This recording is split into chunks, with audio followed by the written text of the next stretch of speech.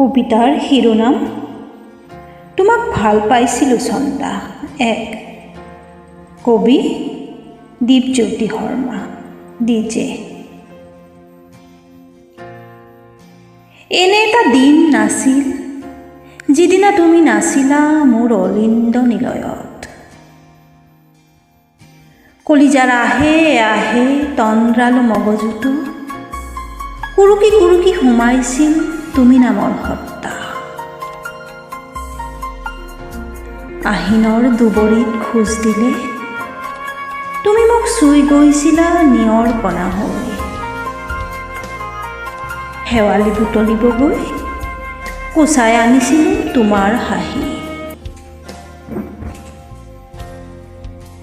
জোনাকে চুৰি কৰে তোমাৰ ৰূপ দুপৰত ঘৰ্মাক্ত বদন আৰু বৰ্ষা স্নাতা পৃথিৱীত তোমাৰ নুপুৰৰ ৰুঞ্জন। তিনিআলিৰ কৈশোৰ আড্ডাত যেতিয়া গৰম হয় আবেলিৰ হাৱা তুমি মোক চুচুৰাই নিয়া পঢ়া কোঠালৈ।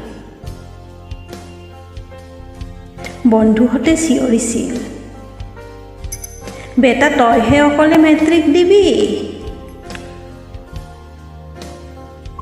খং উঠিছিল তেতিয়া কিয় তোমাৰ অদৃশ্য চকুহালে মোক আঁতৰাই আনে মোৰ বন্ধ কোঠালৈ। তোমাৰ নীৰৱ কণ্ঠই মোক বোবা কৰিছিল তোমাৰ ওচৰ চাপিলে। আৰু তোমাৰ সেমেকা চকুজুৰিত চকু থলে বিশ্বৰূপ দৰ্শনৰ অংশীদাৰ হৈছিলোঁ। আত্মৰতিত বিভোৰ হ'লে অগাদেৱা কৰিছিলা জ্যামিতিৰ জটিল উপপাদ্য একোটা হৈ।